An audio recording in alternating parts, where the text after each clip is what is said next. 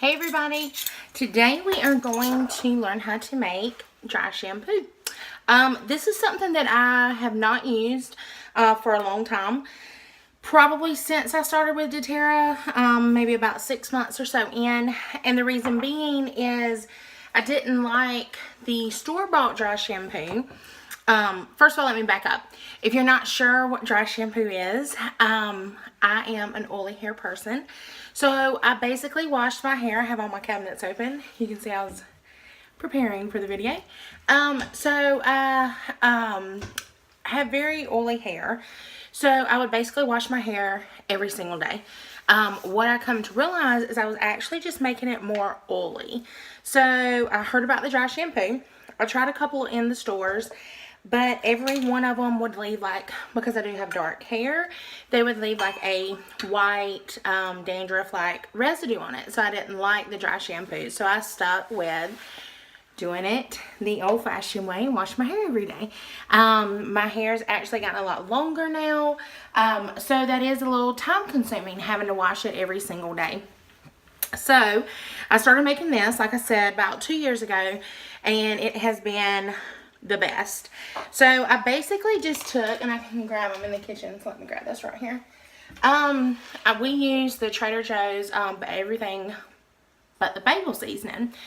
So I took an empty one of these and I relabeled it with a dry shampoo label from Share Oils, and then I actually put lavender, rosemary, and peppermint in mine. So the one reason that I like this one versus the ones in stores, and I did try the ones for colored hair and still didn't get really good results, is you can put something in there for dark hair, or you can make a recipe for light hair.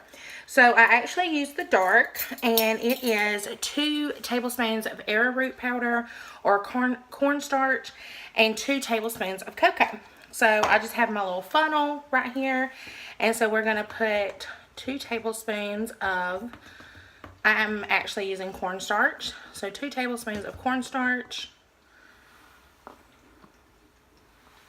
And we're also going to add to this 2 tablespoons of cocoa, because that is actually going to help with the color issue, because I have a darker color versus a lighter color hair, so I won't have any kind of the whiteness or anything to my dark hair.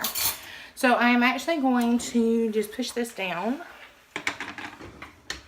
into the funnel. I had just made some stuff the other day, and I don't think my funnel was completely dry, so kind of having to course it along a little.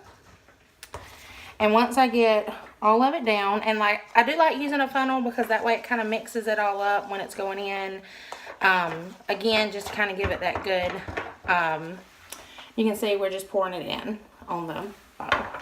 Alright, so I'm going to get all that in there, and if you have a, let me tell you why. I use the peppermint for the invigorating of the scalp and things. The rosemary is really good for hair growth, and lavender is also good.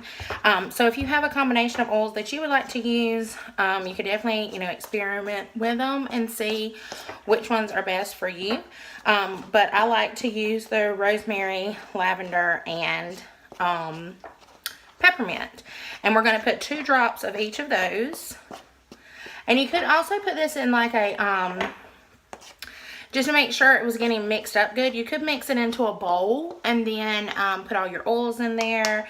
And then once you get the oils in there, mix everything up and then put it into your container. This is how I've always done it, and it's always worked great for me. And then the way I like to apply it while I'm still getting the powder in, I like to use a makeup brush. So I just have an old makeup brush, and I will just part my hair off in sections, and usually only apply it to the root, like to the scalp and the root area, and then from there just kind of working it on my fingers. One day I'll actually show you how I put it in. It is a rainy day here, so I actually just pulled it up because it's going to get wet anyway. Okay, so I have all of my cocoa powder in there. You can see some of the bottom part of it didn't get mixed in as well, so I'm going to put the rosemary in there. Again, rosemary is really good for hair growth, and I like to use it also because it controls oiliness and stuff. So I like that. Peppermint's very invigorating, so really good for, you know, on the scalp, contact. And then lavender is really soothing, and lavender is also one that can be used with hair growth. So I'll put 2 drops of each in there, and then I'm just gonna put my little top back on and screw it in, and then I can just give it a good shake. And you can see once you start shaking it, you know, it'll all get mixed in. The white will kind of turn a little bit lighter. The dark gets a little, the white will turn a little bit darker, and the darker gets a little bit lighter. And then you simply either you can take your top and put you some on there, and then just take it onto your brush and apply to your hair.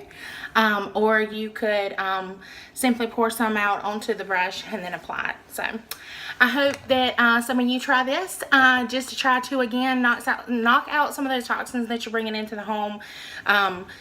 If you are one that already uses dry shampoo, this would be an easy way to incorporate it, and it is a lot less money than those that are actually on the retail shelves.